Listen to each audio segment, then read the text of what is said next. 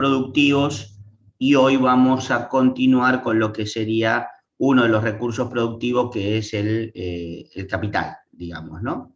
Y bueno, vamos a tratar sobre ese tema. Bien, les voy a compartir pantalla ya porque vamos a admitirlo. Profe, Y, una sí, pregunta. ¿Me podría decir la definición de costo de oportunidad? Que no puedo tomar nota, por favor, ¿me la puede repetir?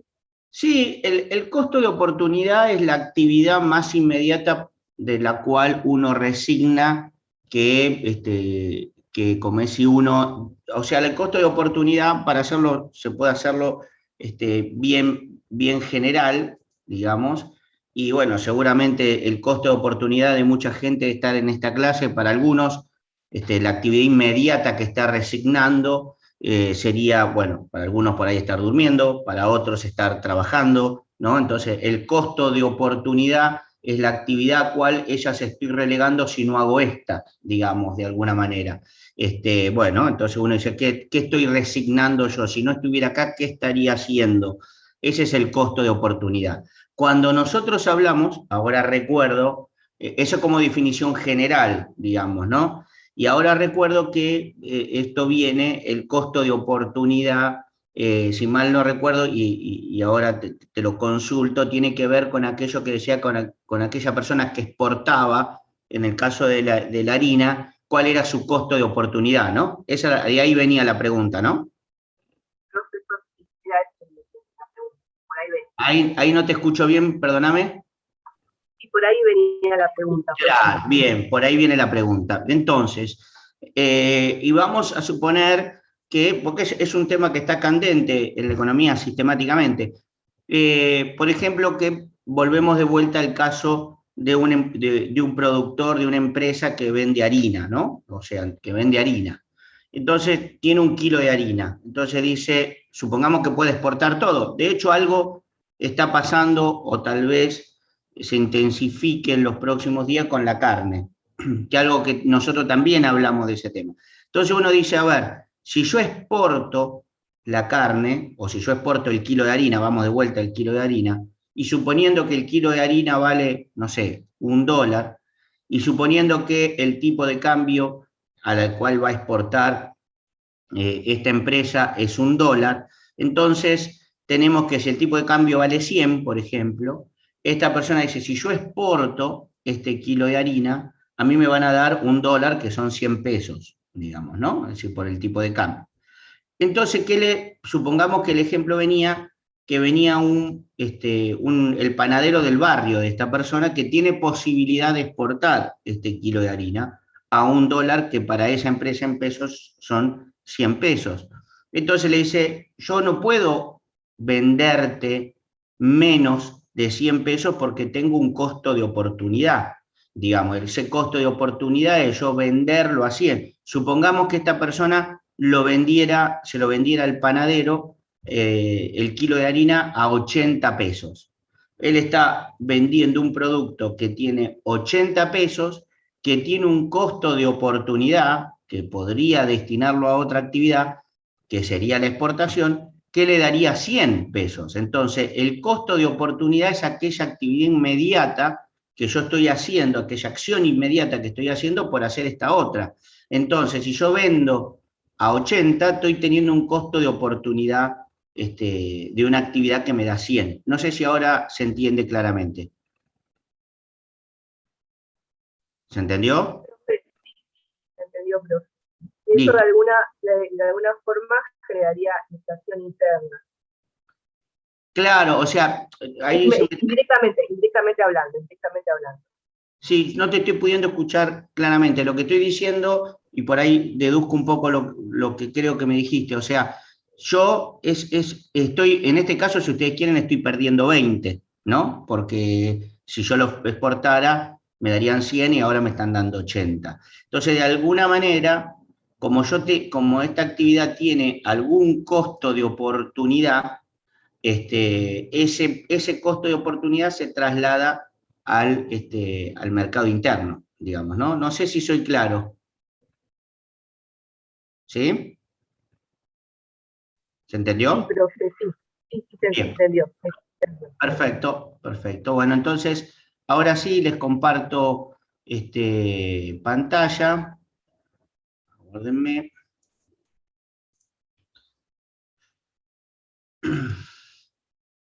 Bueno, entiendo que deberían estar viendo la presentación. Alguien que me diga que sí o no, Sí, digamos. profe, se ve. Bien, perfecto. Bien. Entonces, arranquemos con otro recurso productivo. En este caso, el recurso productivo va a ser el capital. Y más o menos empezamos con algunas definiciones generales para ir analizando claramente cuáles son las implicancias que tiene el recurso capital. Bueno, es en un proceso económico, o en una economía, como ustedes quieran, se producen bienes y servicios, de los cuales una parte de ellos se destina al consumo, gran parte seguramente se destina al consumo, y otra parte se destina a la producción de bienes y servicios que van a generar algún grado de valor en el futuro, ¿sí? Esos bienes, ¿no?, que se van a destinar para producir otros bienes en el futuro en el periodo más corto, se llaman bienes de capital, ¿no? Entonces, ¿cómo surgen los bienes de capital? De los bienes de capital surgen de los bienes ahorrados de consumir, digamos, y dice una parte son formación de activos destinado a la producción de más bienes o reemplazo de los que se han gastado. Obviamente, como ustedes saben, los bienes de capital tienen un proceso de depreciación y por lo tanto, cada vez que yo incorporo capital, una parte en realidad es reemplazo del capital que se está depreciando o se está gastando a medida que lo voy usando en el proceso productivo.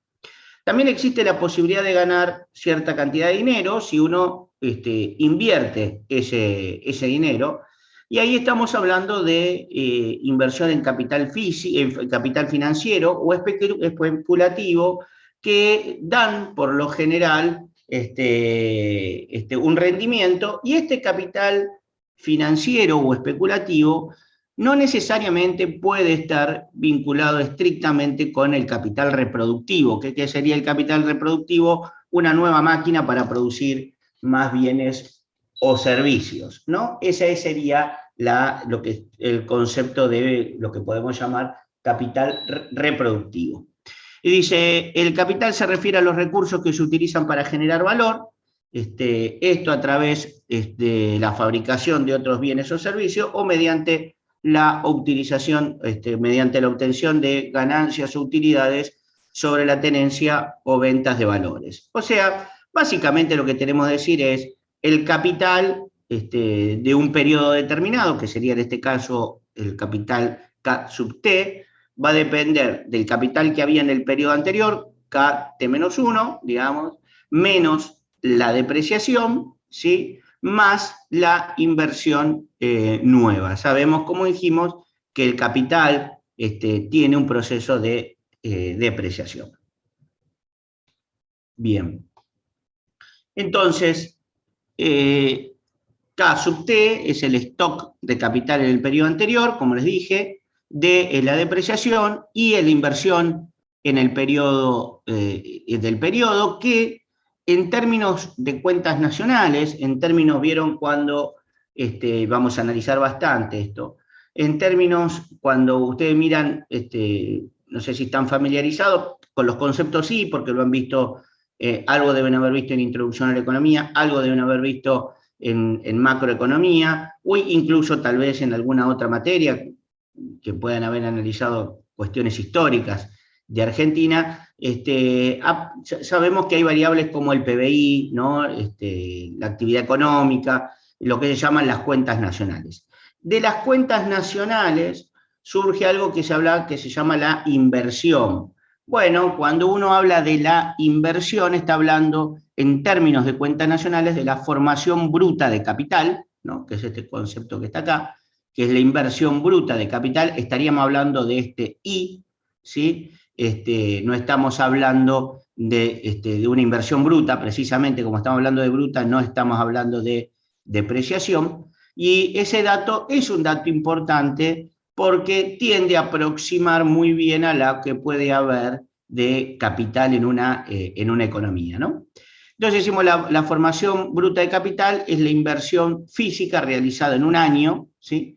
Y acá tienen los distintos componentes de la inversión bruta de capital fijo, como suele aparecer en las cuentas nacionales, y están las construcciones, ¿no? Obviamente estamos hablando de nuevas propiedades, todo lo que tiene que ver con las construcciones se considera una inversión. Otras construcciones que suelen estar focalizadas en algunos sectores en particular, como podría llegar a ser de la actividad del petróleo. Maquinarias y equipos, ¿no? Entonces acá tenemos, fíjense, dentro de lo que es maquinaria y equipos, tenemos lo que sería nacional e importado, ¿sí? Entonces, ahí este es el concepto que también entra dentro de lo que se llama la inversión bruta de capital, o la inversión de un periodo, analizándolo a través de las cuentas nacionales. Después tenemos equipo de transporte nacional e importado, y después nos queda la variación de existencias, que también es un concepto de inversión. Obviamente tenemos lo que sería la inversión neta. Si a la inversión neta hacia la inversión bruta de capital le restamos la depreciación, digamos, y entonces eso lo que queda realmente es el capital que realmente se está incorporando en cada periodo. En las cuentas nacionales se informa básicamente esto, porque viene del Producto Bruto interno, ¿no? Bien, entonces, siendo que los bienes de capital tienen un destino de aumentar la actividad productiva, un aumento del stock producido por un aumento de la inversión neta, o sea, si la inversión bruta aumenta por encima de lo que sería la depreciación, el aumento de capital por trabajador conduce a un aumento de la capacidad productiva y por lo tanto del PBI. Esto tiene que ver, no sé si recuerdan, si no lo vamos a retomar. Esto tiene que ver con la productividad de la economía, que nosotros dijimos que dependía de la cantidad de capital por trabajador. Me interesa por ahí retomar este punto un poco más adelante. Bien. Dicho esto, entonces decimos que la forma en que la cantidad de capital aporta el crecimiento depende de la función física de producción, o sea, de si esta máquina, yo incorporo una máquina nueva a un proceso productivo, bueno, esa producción va a aumentar de acuerdo a la función que haya de producción. Entonces se entiende que, por lo general, y esto ustedes lo han estudiado en microeconomía, digamos, los factores productivos, el capital que entra en esa regla general, tienen rendimientos decrecientes, digamos, ¿no? ¿Qué quiere decir? Que a medida que se los usa más intensivamente, en relación con los otros factores productivos, cada vez va agregando menos nivel de producción, ¿no? Entonces, si se consideran que hay factores que restan, ¿qué son los factores que restan dentro de la inversión? Bueno, uno ya lo vimos, la depreciación. Otro es el progreso tecnológico. ¿Por qué? Porque ¿cuál es la diferencia entre una máquina y el progreso tecnológico? Que el progreso tecnológico es la máquina de última generación, que esa máquina de última generación, a medida que se va trasladando a todo el proceso productivo, va transformando a las máquinas en obsoletas, ¿no? Es decir, el progreso tecnológico no es ni más ni menos que lo que podríamos considerar la máquina más moderna o de mayor o de mayor capacidad o la máquina más nueva que hay en el mercado, ¿no? El efecto del aumento de capital por trabajador va a llegar un momento en que puede estabilizarse, digamos, en que ya no va a ser posible aumentarlo, y entonces ahí pasan a ser muy importantes los factores que restan. Yo no diría que sean mayores, pero bueno, llegan a un momento en que los factores restan de una manera significativa, y se dice que la economía entró en un equilibrio estacionario, o sea, que debería no crecer. Ese proceso puede en algunas economías darse. No, yo no diría que si existiera, no es una situación muy común, y si existiera, obviamente, no está muy lejos la economía de Argentina, me refiero a la economía argentina, de estar en ese lugar.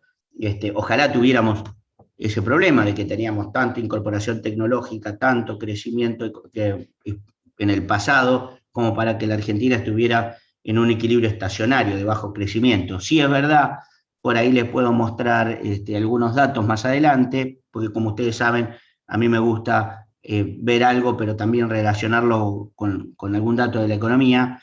Si bien es cierto que la economía argentina hace más de 10 años o aproximadamente 10 años que la economía no crece, si miramos el PBI per cápita, diría que hace mucho más años que la Argentina tiene un PBI per cápita que cae, más de 10 años, diría.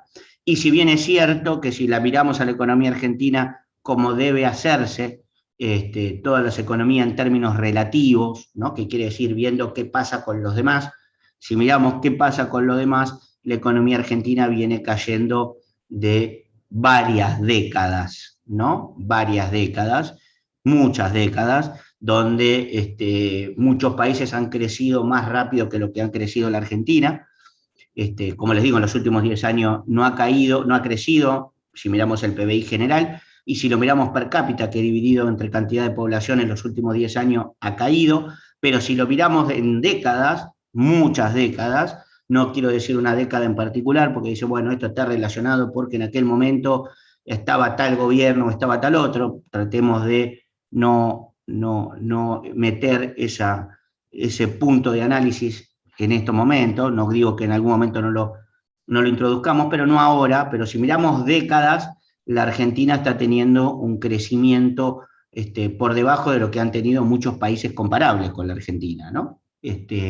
También digo, ¿ha crecido la economía argentina mirando muchas décadas? Sí, pero cuando uno lo compara con otros países ha crecido menos también, ¿no? Esto como ir en una carrera y sí, si bien estamos creciendo, si me permiten la analogía, nos van pasando como poste, digamos, ¿no? Entonces, está bien, estamos avanzando, pero todo el mundo nos pasa.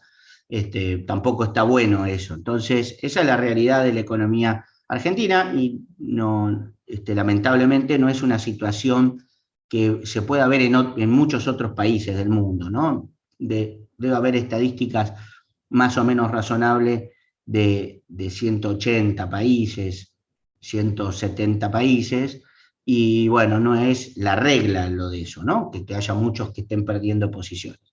Bueno, dice, para que ello ocurra de este proceso estacionario, debe tratarse de una economía con mucha acumulación de capital, precisamente que es lo que les estoy diciendo que no pasa con la economía argentina.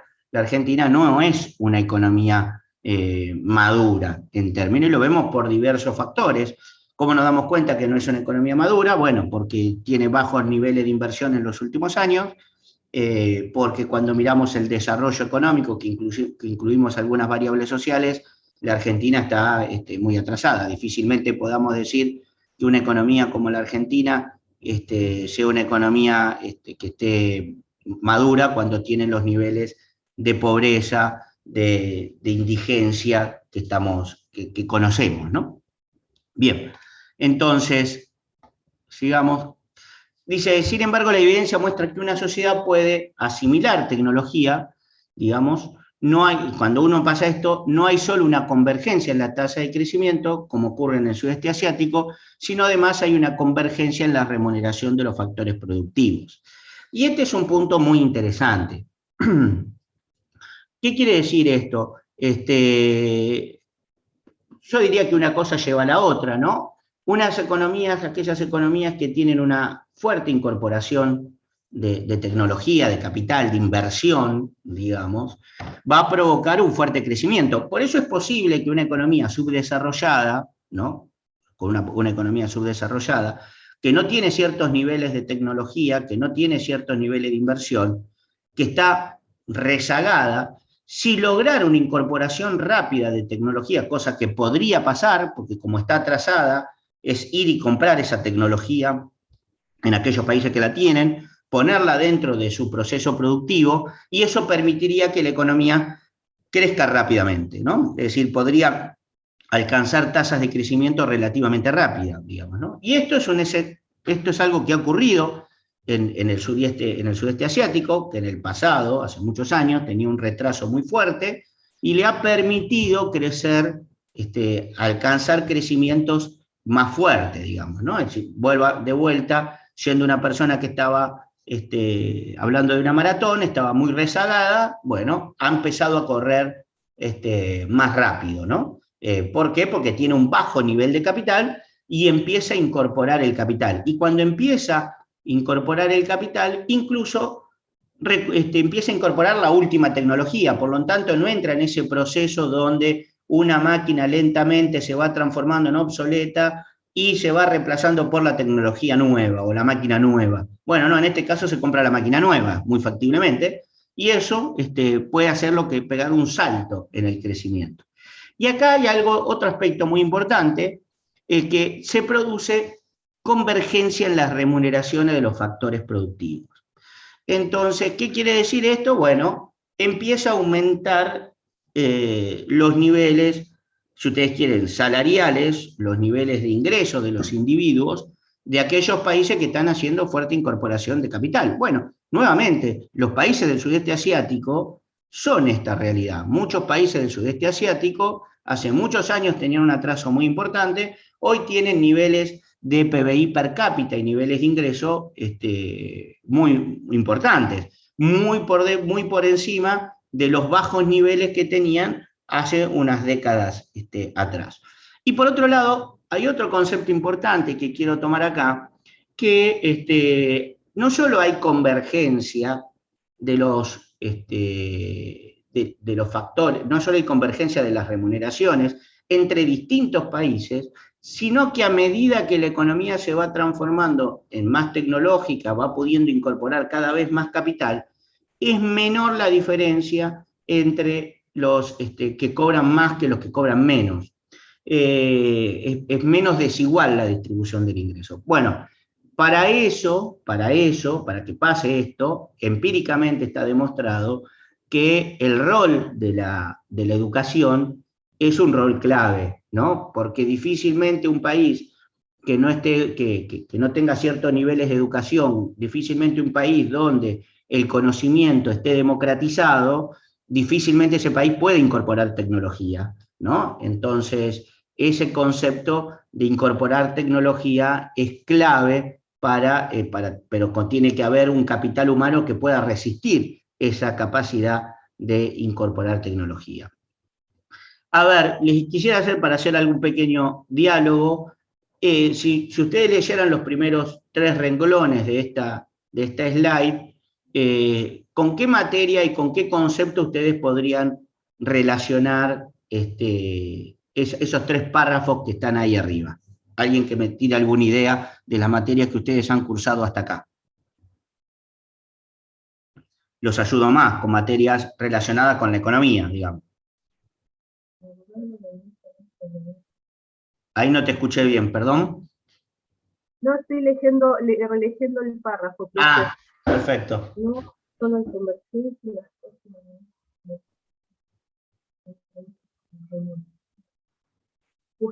Sí, usted dijo alguna vez, cuando se incorporaba tecnología, al principio había como, empezaba a disminuir el empleo, pero un empleo de ciertas características, pero al mismo tiempo subir otro, digamos, empleos que requieren mayor capacidad, en este caso tecnológica, mayores conocimientos en relación a la tecnología.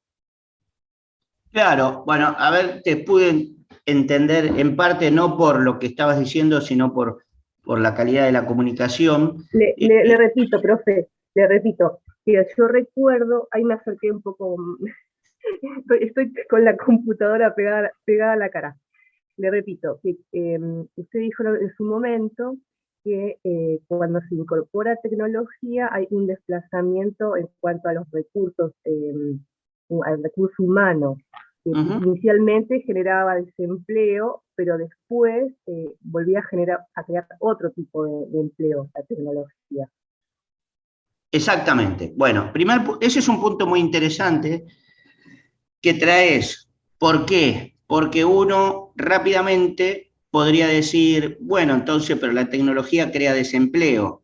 Bueno, claramente la economía americana tiene mayores niveles tecnológicos que la economía argentina y no tiene los niveles de desempleo y de pobreza que tiene la economía argentina. Claramente, una economía como la japonesa tiene mayores niveles de incorporación tecnológica que la que tiene la Argentina y no tiene los niveles de desempleo y de pobreza que tiene la Argentina. Claramente los países del sudeste asiático tienen mayores niveles de incorporación tecnológica y no tienen los niveles de pobreza y de desempleo que tiene la Argentina. Por lo tanto, no está correcto decir empíricamente, demostrado en la realidad, de que la incorporación de tecnologías crea desempleo. Sí, por supuesto, destruye empleo y crea nuevos, ¿no? Entonces, obviamente, una persona que se dedicaba a atender el teléfono con las centrales telefónicas, esa actividad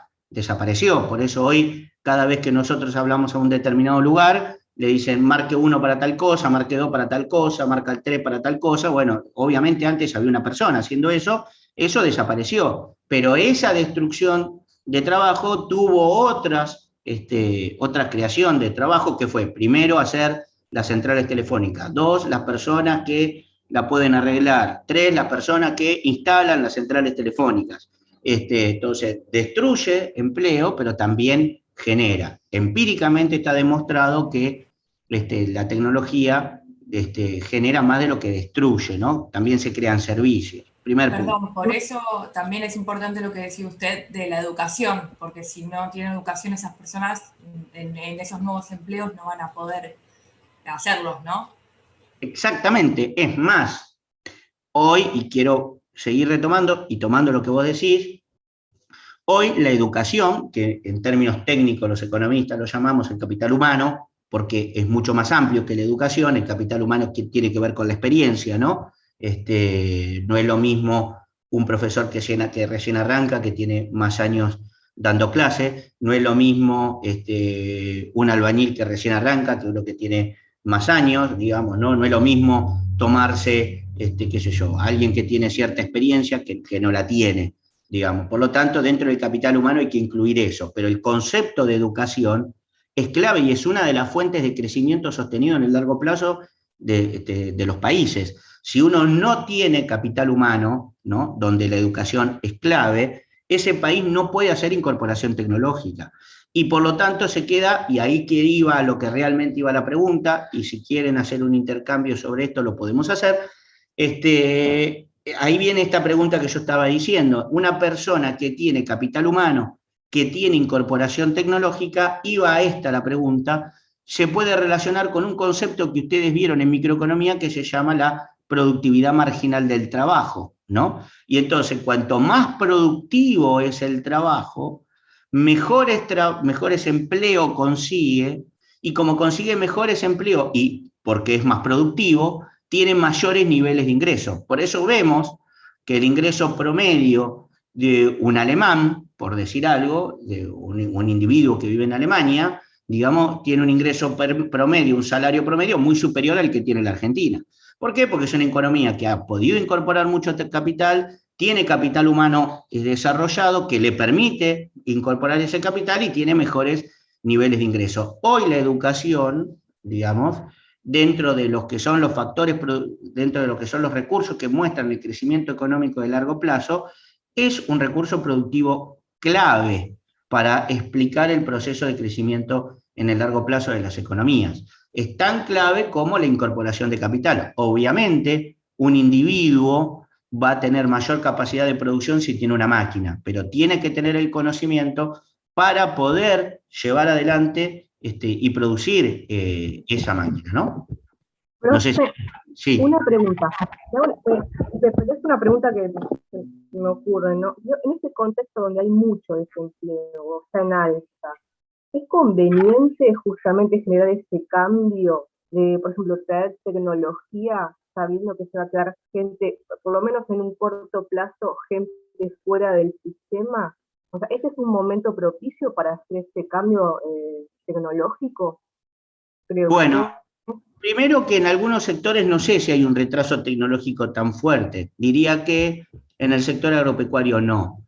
Diría que en el sector industrial, en algunos sectores sí. La respuesta es que en algún momento hay que comenzar, porque si no, el problema que vos tenés es que la industria tuya, por ejemplo, si no va siguiendo la incorporación sistemática de tecnología, va siendo cada vez más obsoleta, por lo tanto los productos que van a salir de ahí cada vez van a ser más obsoletos, por lo tanto cada vez va a haber menor nivel de producción. Es lo que sucede, cuanto más tardás de meterte en el camino de ir haciendo incorporaciones tecnológicas en algunos sectores de la industria, más en algún momento va a haber ese mayor nivel de retraso en la economía que en algún momento lo vas a tener que pegar. Va a llegar algún momento que va a haber tanto nivel, tan bajo desarrollo de la economía, que va a ser, bueno, a partir de ahí va a ser mejor hacerlo que no hacerlo, porque ya hay cierto nivel de desarrollo tan bajo. Pero no sé si soy claro con lo que quiero decir, es decir, yo no sé si esperaría a ese punto, digamos, ¿no? Es decir, hay que, en algún momento hay que empezar a transitar ese camino. Por ejemplo, bueno, hay sectores y sectores, ¿no?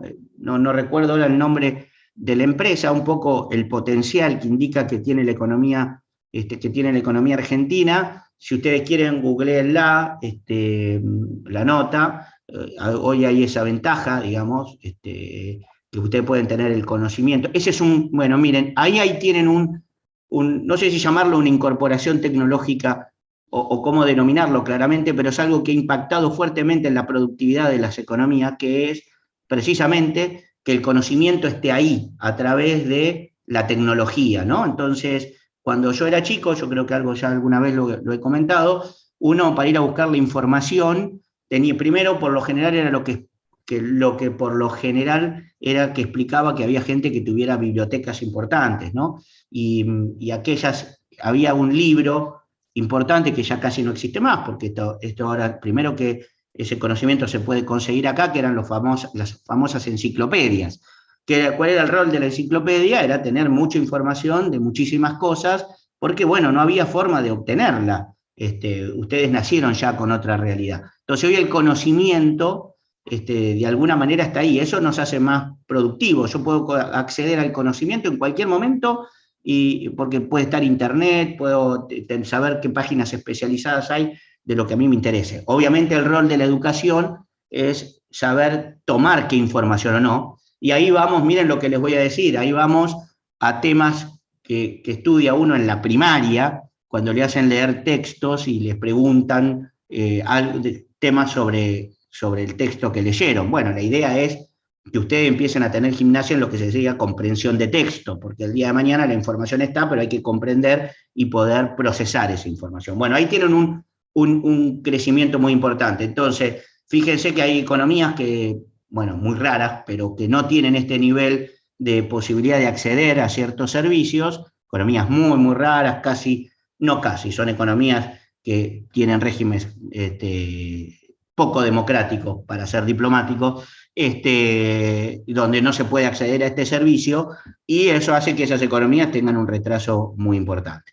Les iba a comentar el caso de una empresa que está en Santa Fe, que produce válvulas, si quieren después búsquenla, válvulas para autos, y fíjense qué tipo de autos, para los Ferrari. O sea, no estamos hablando de autos de una gama baja, sino estamos hablando de autos de niveles de lujo y muy altos. Bueno, obviamente ahí hay un proceso de incorporación tecnológica sostenida para poder producir esos autos. Y no solo le proveen a Ferrari, sino también a otras empresas de gama muy alta de autos de lujo. Entonces, ¿qué quiero decir? Bueno, hay posibilidad de acceder a eso, pero cada vez que nosotros no hagamos esa incorporación tecnológica, cada vez va a ser más costoso pegar el salto. Por otro lado, si ustedes me preguntan a mí, es fácil decirlo, acá es más difícil por supuesto, llevarlo a la realidad, si no la Argentina ya lo hubiera hecho, digamos, para eso tenemos Estado, ¿no? El Estado tiene que estar para este tipo de cosas. Si hay que hacer un proceso de incorporación tecnológica, hay que apoyar a los sectores para que hagan incorporación tecnológica con el objetivo de producir en calidad y poder exportar, porque si no, no sirve, si no le estoy financiando parte de sus costos para ningún beneficio, parte de los costos que lo vamos a financiar todo con los impuestos de los demás. Es decir, es como que estamos pagando el producto más caro.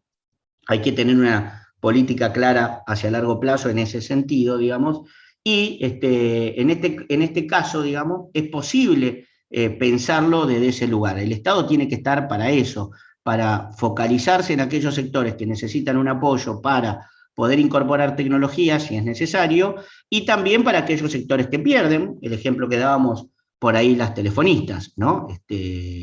Profe, sí. ¿podría repetir el tema de cómo se relaciona con la productividad marginal, que no entendí bien? Por favor. Claro, la productividad marginal, no sé si ustedes recuerdan, es cuánto se incrementa la producción total por contratar un trabajador más, ¿no? O la productividad, llamémoslo productividad porque podemos hablar de la productividad media también, ¿no?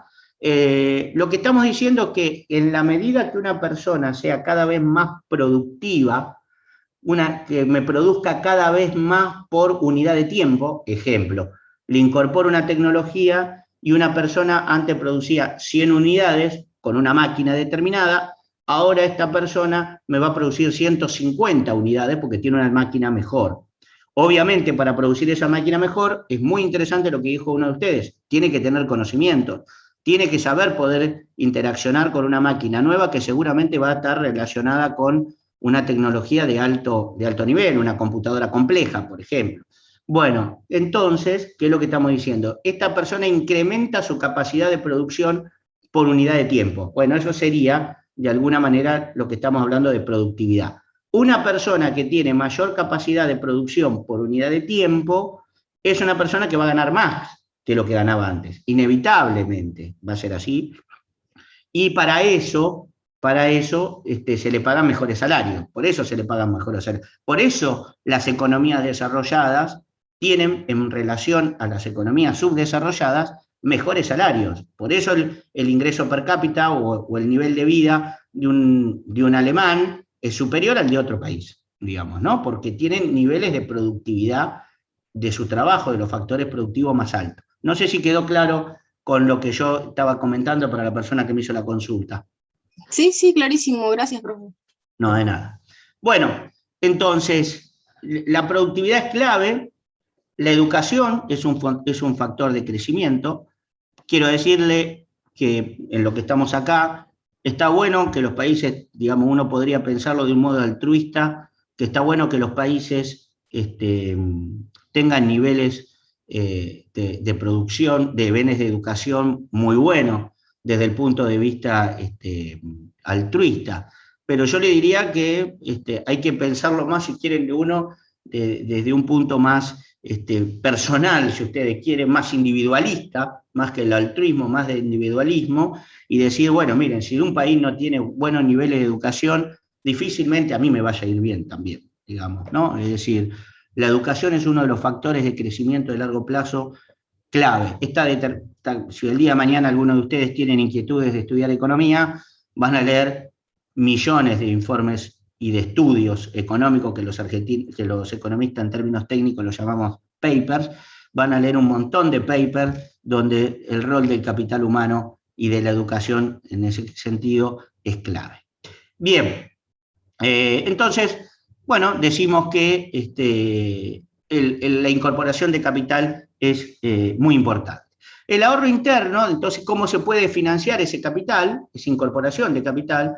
Una es el ahorro interno, que proviene del circuito interno de la economía, es decir, considerar la posibilidad de que ingresen recursos del extranjero, sin que entren recursos del extranjero, por eso hablamos de interno, de forma tal que un aumento del ahorro interno, considerando fijo el nivel de PBI, siempre va a depender de la reducción de impuestos, que me liberen impuestos y que me liberen ingresos, voy a tener más ahorro, o viene una reducción del consumo. Es decir, ¿cómo voy a tener ahorro en una economía? De dos maneras. O me bajan los impuestos o determino ciertos niveles bajos de consumo. De hecho, en algunas economías asiáticas se hablaba de que el problema que tenían era su bajo nivel de consumo. digamos, ¿no? Entonces como que tenían un ahorro interno muy importante. Entonces como tenía un ahorro interno muy importante, incorporaban mucho capital y hacía una expansión muy fuerte de la actividad económica.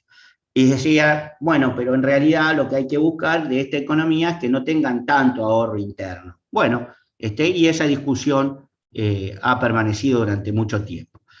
También dice, puede darse el crecimiento de la economía si se materializa como ahorro, sin reducir los niveles absolutos de consumo o impuesto, pero, por ejemplo, si la actividad crece y mantengo siempre los mismos niveles de consumo y los mismos niveles de impuestos, bueno, entonces la economía está creciendo, con el mismo nivel de consumo, con el mismo nivel de impuestos, voy teniendo mayor ahorro interno.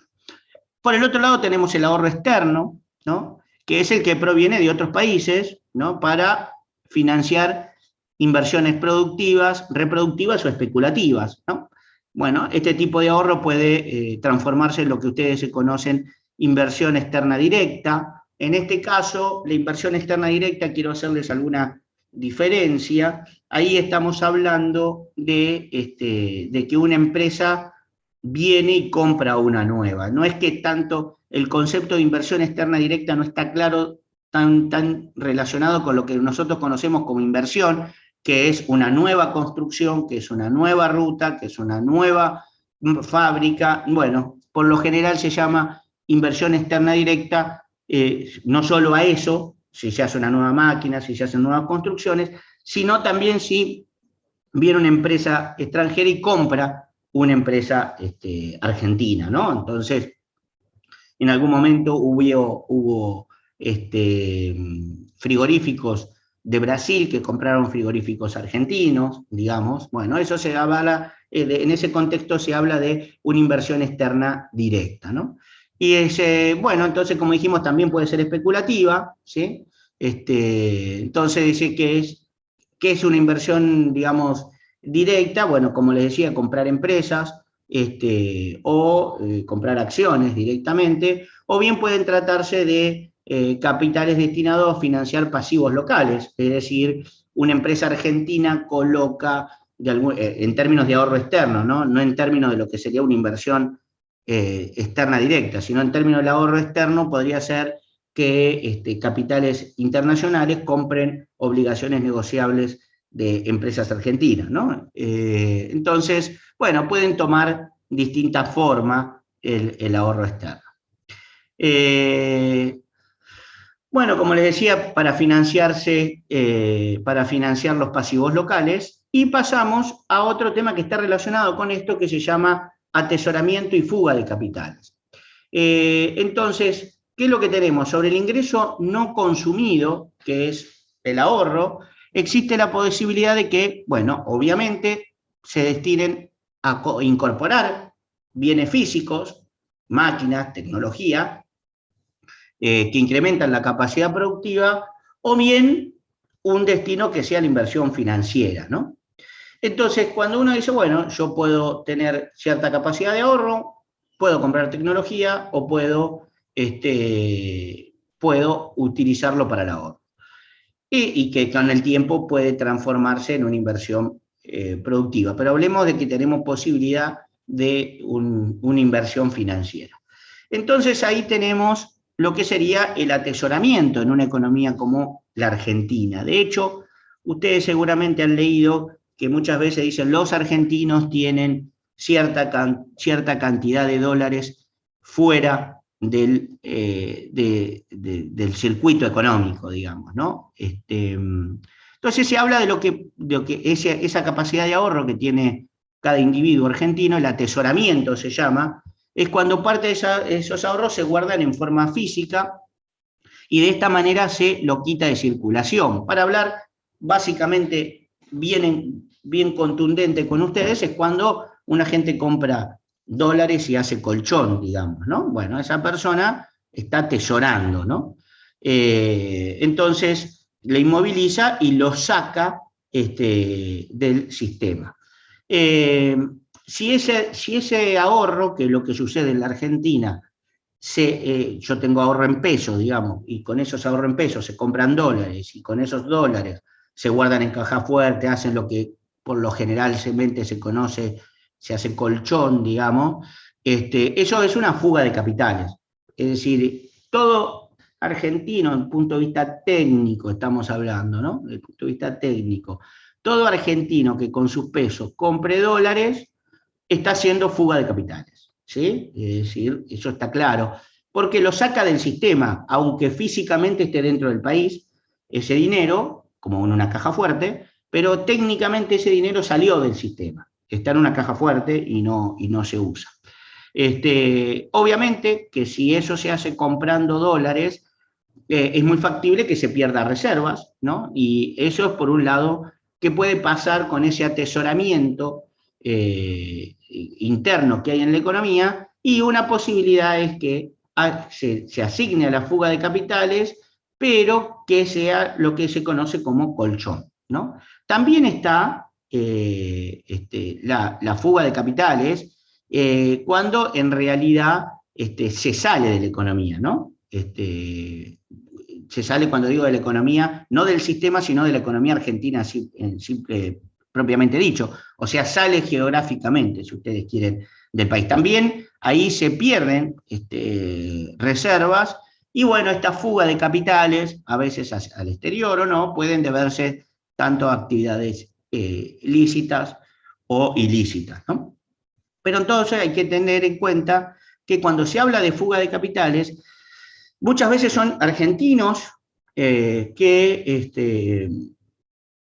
tienen que tienen capacidad de ahorro y que compran dólares y lo guardan en cajas fuertes, en las casas, lo que se conoce como colchón. Obviamente, empíricamente está demostrado también que obviamente, salvo los Estados Unidos, Argentina es uno de los países que más dólares per cápita tiene, salvo, obviamente, los Estados Unidos. Esto demuestra la clara que en Argentina hay una fuga sistemática de capitales, ¿no? ¿Se quedó claro este concepto? ¿Alguien me quiere hacer alguna consulta? ¿No? Bien, perfecto. Bueno, vamos a analizar esto con algunas variables argentinas que me gustaría ver.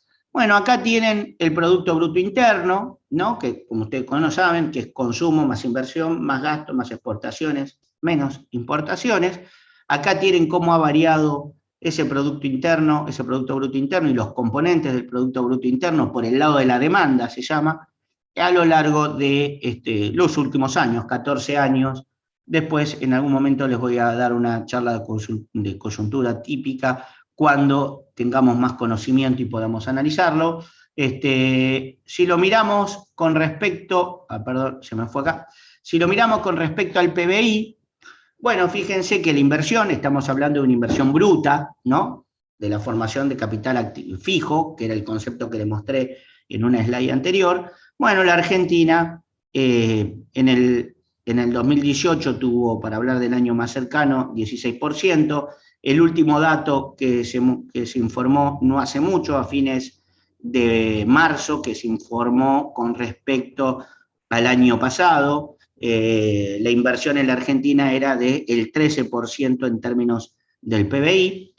Tuvo algún punto más alto en el 2020, digamos, y después, como les digo, hubo un proceso de fuerte caída de la inversión, digamos, tocando un nivel mínimo allá por el 2013, 2014, no, 2012, ahí hay un nivel, si no lo pueden hablar en el 2009, 16,1, hubo niveles donde hubieron bajos niveles de inversión, como les digo, el año pasado estuvo en el orden del 13,1, 13,3%, son niveles muy bajos de inversión. Ahora vamos a ver cómo podemos determinar que esto fue un nivel bajo de inversión. Sin embargo, hay un proceso de crecimiento muy fuerte en la economía, ¿no? Sabemos que la inversión es clave para que las economías crezcan, como les decía. Hay un proceso de crecimiento muy fuerte que fue en el año 2003-2007, ¿no? Donde la Argentina, ustedes pueden fijarse en el cuadrito, en el recuadro azul que está en el cuadro que tienen a la izquierda, ¿no? En este que está acá, ¿sí? O pueden observar el gráfico donde hubo tasas de crecimiento que se llamaron tasas de crecimientos chinas. Se ve mi mouse, ¿no? Cuando les marco. ¿Alguien que me conteste? Bien, perfecto. Entonces ahí ustedes van a ver que la Argentina creció muy fuerte, 8, 9%, ¿no? Entonces la pregunta es, y se hablaba de crecimientos a tasas chinas, seguramente ustedes lo recuerdan. Bueno, la pregunta es, ¿a qué se debió esa tasa de crecimiento a tasas chinas? ¿Se debió a la tasa de crecimiento, a los mismos motivos por los cuales crecía China, por ejemplo? ¿O se debió a otros factores? Bueno, de alguna manera eso se puede analizar. La economía argentina durante este periodo, 2003-2007, como ustedes van a ver acá, tuvo niveles de inversión, y ahora vamos a ver por qué, relativamente bajos, digamos, ¿no? Entonces, si la Argentina tuvo niveles bajos de inversión, ¿cómo puede ser que haya crecido tan fuerte? Porque entonces podríamos encontrar otro patrón de crecimiento. No hace falta un gran esfuerzo en ahorro para que haya inversión, porque con un crecimiento de 8%, con una inversión de estos niveles más bajos, la Argentina crece muy fuerte. Ustedes entiendan que una economía madura como Estados Unidos, ya se habla de que es un crecimiento espectacular de un 2-3%. En economías subdesarrolladas, crecer 4-5%, miren lo que le digo, 6%, es un crecimiento enorme. Imagínense entonces lo que es crecer 9% prácticamente, es extraordinario. Y si eso uno lo hace con bajo esfuerzo de inversión, más extraordinario aún es, porque en realidad no estoy haciendo un esfuerzo en ahorro interno o en ahorro externo para que haya inversión, sino que con un bajo nivel de inversión puedo tener un crecimiento muy fuerte. Entonces, había que analizar un poco más ese dato, y lo que nos encontramos es una situación como esta. La línea negra es el PBI, digamos, de alguna manera, ¿sí? Y la línea roja habla de punteada. Primero les hago un comentario de la línea negra. Bueno, hasta el año 98 hubo la convertibilidad. Del año 98 hasta el año 2000 el país cayó muy fuerte su actividad económica, y hasta el año 2002, perdón, y del año 2002 en adelante la economía creció muy fuerte. Bueno, obviamente, si yo tomo desde el punto en que caí al punto máximo, o uno de los puntos máximos, diciembre del 2015, la economía tuvo un crecimiento acumulado de 4,47%, es un crecimiento muy importante.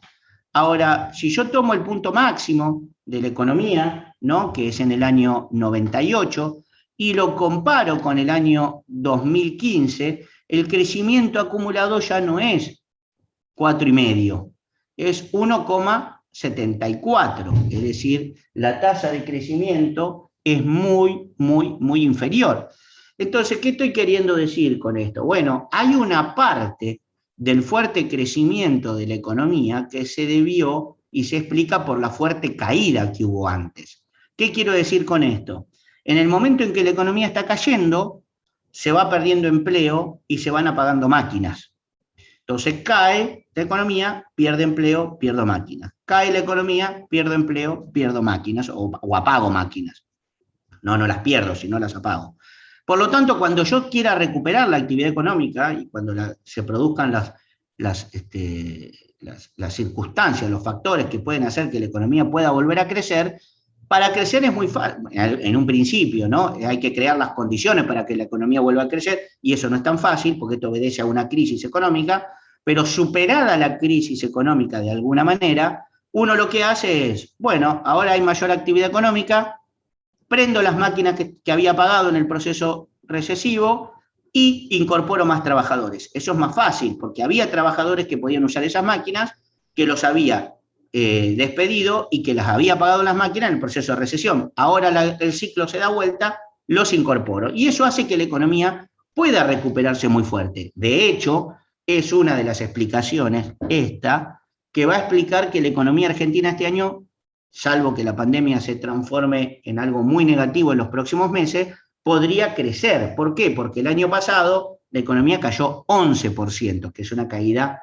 enorme. Para que ustedes se den cuenta, es una de las caídas más espectaculares que tuvo la economía argentina. En el año 2002, si ustedes quieren, cayó 10,9%, es decir, es una caída muy fuerte en el periodo más cercano, esa es la tasa de caída más fuerte, 10,9%, y el año pasado la economía cayó 9,91%, son caídas espectaculares, ¿no? Entonces, ¿qué quiero decirle? Bueno, es obvio que si uno cae muy fuerte, al otro momento pueda recuperarse, y uno crea que con esos bajos niveles de inversión puede crecer fuerte. En realidad, con esos bajos niveles de inversión, se puede crecer fuerte porque en realidad estás recuperando, digamos, la actividad económica. ¿Se entiende lo que estoy queriendo decir? ¿Hay alguien que me quiera hacer alguna consulta? ¿No? Bien. Entonces, miren la situación de la economía argentina. Si ustedes agarran periodos como 1957-2018, con una inversión del orden del 20%, el crecimiento acumulado, o sea, sistemáticamente todos los años, es de 2,4, el promedio 2,5. Si agarramos un periodo más cercano, para no irse del año 57 para acá, agarramos 1981-2018, con un 18% de crecimiento la economía crecía por debajo del 2. Si agarramos un periodo más cercano, porque digo, bueno, ¿qué tiene que ver la economía argentina de hoy con la economía que había en los 60, con la economía que había en los 80? Agarramos la economía del 99, es decir, ya estoy incluso agarrando la economía posterior a la caída, al empezar a caer la convertibilidad, con un 18% de inversión sobre PBI promedio, la economía crece por debajo del 2. Si agarro 99-2015, agarro un periodo más largo, donde ya se supera el proceso de recuperación, digamos, estoy viendo ya un proceso, fíjense, desde el año 99 al 2015, ¿sí? Estamos viendo un nivel de crecimiento más bajo, 2,2, 2,36. Obviamente, si yo mirara el proceso más del 2003 al 2015, yo digo, bueno, con un nivel de inversión de algo del 20%, la economía puede crecer 4,5, 4,6. Bueno, pero fíjense que precisamente lo que les estoy diciendo entre el 2003 y el 2015, perdón, entre el 2003 y el 2015 tengo este proceso de que estoy mirando después de haberme caído. Entonces, no es este crecimiento un crecimiento genuino, porque hay una parte que es recuperación de la caída anterior. Y si miro 2003, 2007, me circunscribo solo a esa parte, y bueno, con una inversión relativamente baja, la Argentina puede crecer muy fuerte. Bueno, ese sería un análisis equivocadísimo. El análisis que hay que hacer es que la economía argentina, con un crecimiento del orden del 18-19%, puede crecer a lo máximo 2,5, 2, pero no va a crecer 8,7 o 8,8 o las tasas chinas. Gran parte de la explicación de las tasas chinas que hubo en la Argentina en ese periodo se debe a la fuerte caída de la actividad económica que hubo en el periodo anterior. Y si lo miramos, comparándolo con otros países, ¿no? Porque hay que mirar los datos.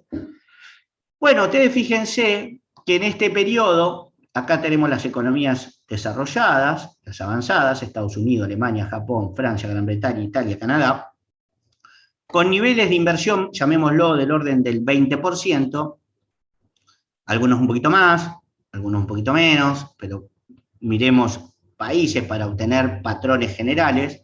Bueno, vamos a ver que los países pueden crecer 2%, pero obviamente la Argentina dista mucho de ser uno de estos países, ¿no? Dista mucho de ser uno de estos países que son países muy desarrollados. Esto sería lo que en algún momento vimos del texto, de lo que íbamos analizando de las slides, lo que sería una economía madura con un nivel de inversión del 20% crece menos porque, bueno, hace muchos años que viene creciendo a esas tasas, a ese nivel de inversión. Ahora miremos China, digamos, las tasas chinas. Bueno, si uno mira China, China invierte el 42,7% de su PBI. 42,7% de su PBI. Y eso explica un crecimiento del orden del 9%. Es más, ¿quieren agarrar un periodo más largo? 1981-2018, con una inversión del 40% del PBI, crece incluso algo por encima del 9,5%. Es decir, las tasas chinas obedecen a que hay un proceso de inversión muy fuerte de la economía. Muy lejos, China está muy por encima, ¿no? Está de las tasas que tiene la economía argentina. Fíjense que la economía argentina tiene estas tasas, y si miramos el 2003, 2017, el 2007, donde la Argentina creció a las famosas tasas chinas, con un nivel de inversión muy bajo, como consecuencia de que en realidad estoy hablando de que estoy creciendo de este punto de caída, no estoy mirando este punto contra punto, no observando la caída. Lo que hay es un proceso de recuperación primero. Entonces, no podemos relacionar nuestras tasas con las tasas de crecimiento de China. ¿Podemos tomar otro país?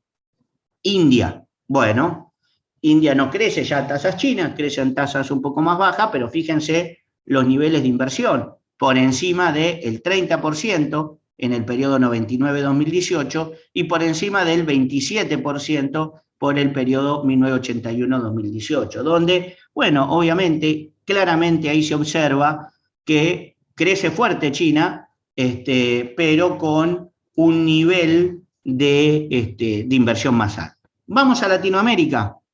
Bueno, fíjense que si analizamos Latinoamérica, después ustedes lo pueden mirar tranquilos, si vamos a Latinoamérica, bueno, con niveles de inversión como los que tiene la Argentina, ¿sí? Como los que tiene la Argentina, bueno, se puede crecer a lo sumo 3, 4%, ¿sí? Si miramos el promedio, fíjense que con un crecimiento del orden del 20%, se crece alrededor del 3%. Bueno, pero hay países que con una inversión del orden del 20% han crecido de alguna manera importante. Sí, puede ser Perú, digamos, habría que explicar lo que estaba pasando en este periodo, podría ser Perú, podría ser, miren, Uruguay, creciendo un poco más alto, pero la realidad indica que con estos niveles de inversión, que es más o menos lo que tiene la Argentina, con estos niveles de inversión, no se puede crecer a tasas chinas. Lo que está demostrado claramente es que para crecer a tasas chinas sostenidamente en el tiempo, lo que hay que hacer es un gran proceso de inversión en la Argentina, y con estos niveles de inversión la Argentina no va a crecer mucho, digamos, no va a tener un crecimiento sistemático muy fuerte. Esto lo demuestra mirando a la Argentina contra sí misma, o sea, mirando a la Argentina contra sí misma, con lo que pasó en Argentina con años anteriores, y mirando a la Argentina con el resto del mundo. Y si ustedes quieren, focalícense en Latinoamérica, y digo, bueno, pero como la comparación suele hacerse con China, bueno, miremos qué es lo que pasa en China en niveles de inversión. Por lo tanto, eso explica también de por qué la economía argentina tuvo un proceso de recuperación, creció, fíjense que creció hasta el año, si podemos ver, como les digo, la economía creció hasta el año 2011, 2012, ahí hubo un periodo de crecimiento, pero después de ahí la economía argentina entró en un proceso de estancamiento. Y gran parte de la explicación de ese proceso de estancamiento que estamos viendo en la economía argentina es los bajos niveles de inversión, y esos bajos niveles de inversión que vienen de más de una década obedece a los famosos problemas de estabilización que tiene y de confianza que hay en la economía argentina, y ahí lo podemos llevar a otro concepto que yo les comentaba, que Argentina, salvo Estados Unidos, es uno de los países que más dólares per cápita tiene, ¿no? Bien. ¿Alguna pregunta hasta acá que me quieran hacer? ¿Algún comentario? ¿Alguien que me quiera preguntar algo? No, profe. ¿No? Bien. Bueno, miremos los datos más recientes del presupuesto. Si ustedes me dicen, bueno, 2019 y 2020 son datos que, bueno, hoy ya el 2019 podríamos decir que es un dato cerrado, pero fíjense que la inversión en el año 2019, de acuerdo al presupuesto nacional, estuvo en el 13,5 nuevamente, niveles, si yo llevara esto a 13,5 y lo comparara con Latinoamérica, históricamente la Argentina se encuentra por debajo de estos niveles, ¿no? Por lo tanto, la Argentina va a tener un nivel de inversión muy bajo, un nivel de crecimiento muy bajo, algo que necesitamos que la Argentina tenga un nivel de crecimiento muy alto por los niveles de pobreza que la Argentina tiene. Sí. Le hago una consulta, porque en el tema que nos dan presupuestos, o sea, el FMI, el Banco Mundial, le presta plata a Argentina, pero es como que nunca hay un avance. Sí, bueno, le presta plata, ¿sí? Siempre la pregunta es, ¿para qué te prestan ese dinero? ¿No? Por lo general, los préstamos de organismos internacionales vienen cuando un país está en crisis, ¿no? Y por lo general te prestan para cubrir algún gasto algún problema fiscal. Pero esa plata rara vez va a un proceso, a una inversión clara en estos niveles, ¿no? de esto. A ver, el Estado, quiero decirles a ustedes, puede movilizar la economía, sí, pero quien mueve verdaderamente, quien hace que la tendencia de la economía sea para arriba o para abajo, de cualquier país del mundo, incluyendo a la Argentina, es el sector privado. No quita que el Estado no pueda tener un rol protagónico en eso, pero lo que define la tendencia de crecimiento es si el Estado, creando condiciones importantes, es que tiene que incentivar al sector privado para que un país crezca. Las decisiones de que un país pueda crecer sostenidamente en el tiempo está en lo que se llama el sector privado. Y cuando hablamos del sector privado, bueno, obviamente hablamos de las empresas grandes, ¿no? Pero hablamos de ustedes son el sector privado, digamos, ¿no? La gente que trabaja todos los días y toma decisiones, aquel que tiene un almacén y está dispuesto a ampliar el almacén y comprar un almacén, hacer un almacén más grande, el que tiene una heladería y plantea tener una nueva sucursal, el que tiene un kiosco y quiere hacer un segundo kiosco, el que tiene una casa de ropas y dice, bueno, tengo esta casa de ropa, quiero ampliar la casa de ropa, el que tiene una pizzería y la quiere ampliar. Obviamente también está relacionado si la empresa grande, multinacional, que a ustedes se les ocurre por la cabeza en este momento, aumenta su capacidad de planta y crece.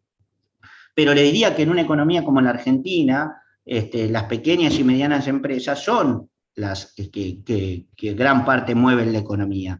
Entonces, hay que pensar qué estamos haciendo para que el sector privado invierta. Ese es el punto.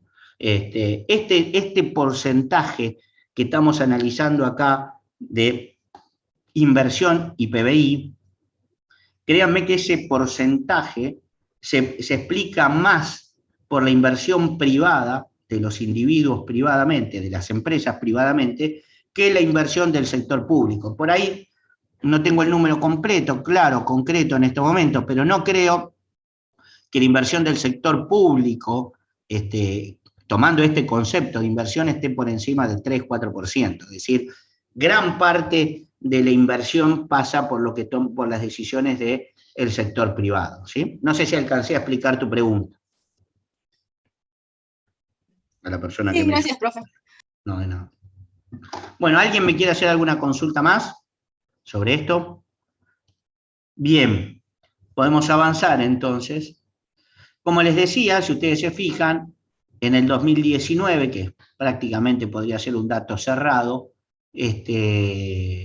la inversión también estuvo en un nivel muy baja. En el año 2020 no fue del 11,7, esto era el presupuesto nacional y hay, como dice ahí arriba, presupuesto 2021, y en el presupuesto nacional se hacen proyecciones. Este presupuesto se presentó, como se tiene que presentar siempre, en septiembre del año anterior al que va a determinar cuáles son los recursos y cuáles son la autorización de gastos que va a haber. Por lo tanto, los datos no estaban finalizados y se proyectaba un nivel de inversión del 11,7, bueno, fue alrededor del 13, la inversión un poco más alta, pero son niveles de inversión, fíjense que lo más lastimoso eran los niveles de inversión que se proyectaban para este año y para el año siguiente y para el otro, es decir, se proyectaban bajos niveles de inversión, lo cual no podríamos hablar de que la economía argentina iba a tener un crecimiento sostenido a partir de las proyecciones que estaba haciendo las mismas autoridades que manejan la política económica, ¿no? Bien, entonces ahí pasamos rápidamente a un concepto que es la inversión. ¿Quedó claro hasta acá? ¿Hay alguna persona que me quiera hacer alguna pregunta, quiera hacer algún comentario, que quiera, no sé, hacer alguna reflexión o algo? No, pero... Bien. Pero, bueno, vuelvo a repetirles a ustedes que quiero ser contundente. Si queremos que la Argentina crezca, es necesario que haya un proceso de inversión vigoroso. Si no hay un proceso de inversión vigoroso, y ustedes me podrán decir, bueno, ¿y qué te parece un proceso de inversión vigoroso? Bueno, hablar de niveles de inversión por encima del 20%, ¿sí? No sé, tal vez un 25, un 26%, ¿sí? Por ahí eso nos permitiría crecer al 5 o 6%, o si no, un nivel de inversión mucho más alto todavía, pero para eso hay que hacer un esfuerzo enorme como sociedad para crecer fuerte y para invertir esos niveles. Pero es poco probable, por ahí este año, me anticipo a los comentarios, este año por ahí la economía crezca fuerte, no sé, 6, 7%, 8%, pueda crecer la economía, veremos cómo evoluciona la pandemia, pero hay que explicar ese crecimiento como gran parte de la recuperación de la actividad económica por lo que cayó la economía durante el año 2020. Entonces, sí. O sea, y eso se traduce, por ejemplo, a esta inversión, se refiere desde al pequeño inversor, por ejemplo, a abrir un negocito, o sea, no grandes inversiones, ¿a eso se refiere? Me refiero a todo tipo de inversión, a todo.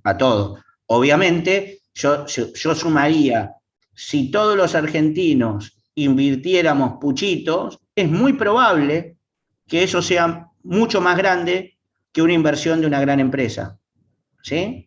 Es muy probable. Si todos los argentinos salimos a invertir y cada uno, el que tiene una casa de ropa en Lomitas pone otra, el que tiene una heladería pone otra, el que tiene una fábrica para alrededor de un barrio y produce cosas para ese barrio pone otra, aquel que tiene una panadería pone otra. Entonces, esa inversión es muy importante, también como la de las grandes empresas, por supuesto, sí. Pero tienen que generar confianza. Claro, pero al mismo tiempo yo tendría que consumir para poder estimular la inversión. Yo tendría que aumentar el consumo, ¿verdad? Tendría que aumentar el consumo, por supuesto. Si aumento el consumo, ¿no aumentarían los precios también? También puede pasar, podría pasar eso, pero, a ver... Tengo que aumentar mi ingreso también para poder consumir. Sí, pero el fenómeno inflacionario, a ver, pongámonos en estos términos, si todos los países que crecieran fuerte tuvieran inflación, entonces China tendría una inflación muy alta, Alemania, que es un país que ha crecido muy fuerte durante mucho tiempo, ahora no tanto, pero ha crecido fuerte, tendría problemas de inflación, eso no pasa, ¿no? Entonces claramente quiere decir que el proceso inflacionario en la Argentina pasa por otro lado. No es porque la economía puede crecer. De hecho, la economía argentina, como les voy a mostrar acá, miren, de hecho, la economía argentina, objetivamente medido por el INDEC, después podemos meter toda la política que ustedes quieran, desde el año 2011, no lo digo yo, lo dice el INDEC, que el INDEC, si bien ha sido cuestionado, se ha reformado el INDEC, ha crecido en confianza y hoy es una institución que pertenece del Estado y da información confiable, cuando no daba información confiable, nosotros lo decíamos en la Universidad de Lomas. Hoy fíjense que la economía argentina desde el año 2011 no crece y tiene inflación altísima, entre los países que tienen los mayores niveles de inflación del mundo. Debe ser, no, te diría, no sabría qué puesto decirte, pero estamos lo podemos contar a los países con niveles de inflación de la Argentina literalmente con los dedos de una mano, literalmente, digamos, no mucho más, te diría, sino estamos entre los países de ese nivel y la economía argentina no ha crecido. Si bien es cierto que el crecimiento puede generar algún contexto propicio para aumentar la inflación, te puedo reconocer que sí, pero no para tener los niveles de inflación que tiene la Argentina en estos momentos, ¿no? Sí. Es más especulativo entonces. ¿Cómo? Quizás el proceso inflacionario es un fenómeno más especulativo, ¿no? Bueno, si vos me preguntás a mí, es un fenómeno más monetario. Es poco probable, o para mí es muy razonable, que un país que tiene déficit fiscales elevado y lo financia con emisión monetaria, que eso genere inflación. Yo no te puedo explicar la inflación, honestamente, o hay muchas formas de explicar la inflación de un mes al otro, ¿no? El 4,8 último, que fíjense que es mucho más elevado, la de un mes, que la inflación de un año en muchos países de Latinoamérica. O sea, nosotros hemos tenido más inflación en un mes de lo que muchos países de Latinoamérica tienen en un año, para ubicárselo en contexto. Esa inflación, por ahí me cuesta explicarlo, porque por ahí hubo un problema, no sé, con el transporte, con el precio del tomate, con un problema con la carne, un puerto que enfrentó un paro y eso hizo que algunos productos subieran. Bueno, esa inflación del mes a mes es muy poco probable que yo tenga capacidad de explicártelo. En una inflación de un año, y bueno, por ahí te la puedo explicar un poco más. En una inflación elevada durante 5 años, olvídate, es un fenómeno monetario.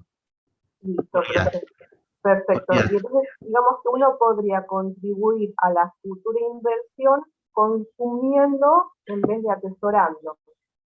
Bueno, eso sí, podría ser. La pregunta es, ¿por qué la gente que tiene capacidad de consumo no consume? Y por qué hay gente que, pudiendo invertir, no invierte. Y por ahí alguien tiró... Por falta de confianza. Exactamente, exactamente. Hay una falta de confianza. A ver, la realidad es que yo pienso, y ustedes compartirán conmigo seguramente, que ninguna persona, llamémoslo persona entre paréntesis empresario, para identificarlo, pero básicamente un empresario es una persona, digamos, y no solo podemos hablar de las grandes empresas, vuelvo a repetir, hablemos del panadero del barrio, hablemos del pizzero del barrio, hablemos de la casa de ropa en el centro de Lomas, hablemos del taller mecánico, de los lubricentros, hablemos de esos sectores, digamos, y por supuesto el gran empresario también, pero que son personas. Difícilmente una persona se pierde un buen negocio, difícilmente, nadie se perdería un buen negocio. Entonces la pregunta es, ¿por qué esas personas que cumplen el rol de empresario no están invirtiendo? Y tal vez la respuesta haya que buscarla en esa palabra que engloba un montón de cosas detrás, que uno la subsume en una palabra sola, pero que detrás hay un montón de cosas, que es la confianza, ¿no? Es decir, bueno, ¿cómo recuperar la confianza? Y no es fácil recuperar la confianza, ¿sí? En un país como en la Argentina. Pero el problema hay que buscarlo por ese lado, digamos, ¿no? Es decir, hay que ver de que en un país sea vigoroso, digamos, ¿no? Haya una inversión vigorosa. Y de ahí es que, bueno, por ahí lo dejo para la clase siguiente, cómo se toman decisiones de inversión. Y eso es lo que íbamos a analizar ahora, de cómo se toma decisiones de inversión, pero bueno, ya son 9:25 pasadas. Pero, a ver, podemos usar estos minutos que nos quedan para seguir haciendo algún intercambio de ideas que sea válido, digamos, ¿no? ¿Alguien quiere hacer algún comentario adicional? ¿Ustedes piensan que un empresario se perdería un buen negocio? No, que yo creo que ahí es importante el rol del Estado, profe, entonces, establecer políticas de Estado para recuperar esa confianza a largo plazo. Es que el Estado tiene que acompañar el crecimiento privado, según Claro. lo que entendí y lo que dijo el profesor. Claro. Y la política del Estado en este momento demoniza un poco más al privado. Bueno, ese es un punto, digamos, difícilmente vamos a poder esperar que aquella gente invierta si eso que vos estás pensando es generalizado en la economía, ¿no? Ojalá que no, que bueno, no sea que...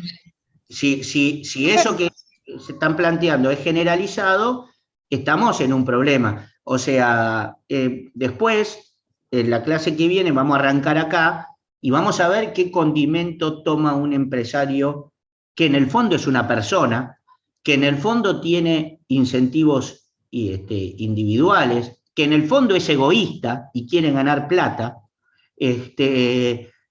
porque es así, el empresario quiere ganar plata. ¿Cómo es que siendo una persona egoísta y que quiere ganar plata, por qué no la pone? Digamos. Bueno, vamos a analizar eso, porque si el empresario viera que poniéndola ganaría plata, bueno, ahí la cosa cambia. Muchas veces uno habla de economía en términos generales, ¿no? Dice, bueno, los empresarios deberían invertir más, ¿no? Entonces, en economía a veces con algún ejemplo, con algunos ejemplos muy simples, que se los puede criticar como simples, pero es la única lupa que tenemos, ¿no? Es decir, no somos un laboratorio que con tecnología podemos aumentar los tamaños de los virus y analizarlos. Bueno, acá la exageración, en economía la exageración es nuestra lupa, es nuestra capacidad de aumentar para sacar conclusiones. Pero le pregunto a ustedes, si ustedes mañana ganaran una lotería, miren lo que les digo, total, para soñar podemos soñar, y pongámosle algún límite, de todas maneras, ganaran 10 millones de dólares, 5 millones de dólares, ¿ustedes invertirían en la Argentina? ¿Qué harían? Hoy no. Lo ponemos en el banco. Me voy a Uruguay, no sé. Bueno, fíjense, hay alguien que dijo Uruguay, eso es fuga de capitales, por ejemplo, ¿no? Alguien dijo hoy no precisó mucho más, bueno, no invertiría. Bueno, entonces, ¿por qué deberíamos esperar que una persona que tenga dinero invierta en el país si yo pienso que teniendo dinero no lo invertiría, digamos, ¿no? Entonces, bueno, después analizaremos bien el corazón del proceso de análisis de inversión, que lo haremos la clase que viene. Pero ahí es donde tenemos el problema en la economía argentina. Tenemos un problema de que la inversión es muy baja, y también vamos a tener que poner el acento, me parece a mí, no sé, esto también es para analizarlo entre todos, o no hace falta, porque lamentablemente esto se está discutiendo todos los días en la economía argentina, y la verdad que todos los 45 millones de argentinos no les estamos pudiendo encontrar la vuelta. Por eso es que la economía viene en una caída sistemática de décadas, ¿no? La última década es más clara, pero en términos relativos la Argentina viene cayendo desde décadas, no le estamos pudiendo encontrar la vuelta. Y me preocupa, no por la discusión actual que está habiendo hoy, que por supuesto si me preocupaba antes, me preocupa ahora, y lo digo como economista, lo digo con una visión hasta, si ustedes quieren, por supuesto altruista, que ya tiene cada uno de los individuos, pero hasta yo diría que hasta de egoísta lo planteo, esta preocupación que hay en general y con la pandemia en particular, no siendo biólogo y no siendo médico y no pudiendo hablar desde ese lugar, con el tema de la educación en la Argentina, porque es inversión en capital físico, en maquinarias, y es inversión en capital humano para poder incorporar esa máquina que tenemos, ¿no? No sé si alguien quiere hacer algún comentario más.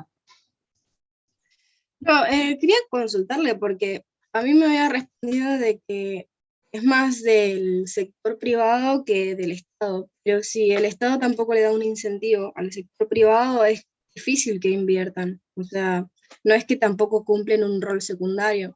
No digo que cumpla un rol secundario, pero me quedo con tu palabra, incentivos, ¿sí? Hay que crear incentivos para que haya inversión, pero no es ni más ni menos que eso, no es ni más ni menos que un incentivo, digamos. No puedo, el sector privado, a ver, el sector privado puede crear incentivos para que las empresas inviertan, pero después son las empresas las que compran realmente las máquinas, después son las empresas que realmente contratan trabajadores, después son las empresas que realmente le buscan la vuelta y dicen, che, ¿qué producto voy a producir que la gente quiera? Por otro lado, la pregunta que no tenemos que hacer, ¿alcanza para la economía argentina un mercado que son 45 millones de argentinos? Tal vez la respuesta sea no. Y si eso no alcanza, es decir, bueno, tengo que crear condiciones, incentivos, para que venga un empresario, invierta no solo pensando en la Argentina, sino en el mundo, para poder exportar, porque 45 millones de argentinos no es un mercado suficiente para que las empresas se desarrollen. Entonces hay un montón de cosas que hay que empezar. Yo te diría que el rol más importante que tiene el sector público y que es la clave para mí, es crear condiciones e incentivos, claramente. Pero al momento que vos creás las condiciones y los incentivos, el que sale a jugar el partido es el sector privado. Claro, sí, por eso. Gracias. No, de nada. ¿Algún otro comentario más que me quieran hacer? ¿O pregunta? ¿No? Bueno, listo, entonces, los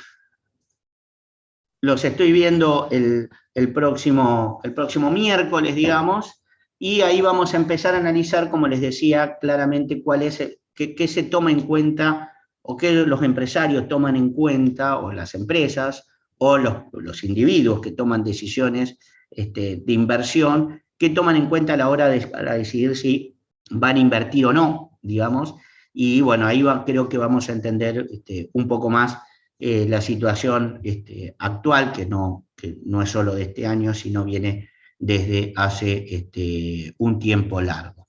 ¿Sí? Bueno, listo, los dejo acá. Profe, esto lo va a subir, ¿no? Sí, sí, como siempre. Yo las otras, vuelvo a preguntar, me estaba olvidando, yo ya subí las otras clases anteriores. ¿Todos pudieron acceder a las clases anteriores? Sí, sí, están, pero se me cayó en un momento Zoom, por eso le preguntaba. No. Entré medio. Sí, sí, sí. Los PowerPoint están siendo subidos y tal vez, no quiero decirle ahora, tengo que ver el tema mío de la actividad laboral, pero hoy, en el día de hoy, subo esta presentación. ¿Listo? Listo, No, de nada. Nos vemos el próximo miércoles. gracias. Semana. Chao, hasta luego. Chao. Hasta luego, profe, chao.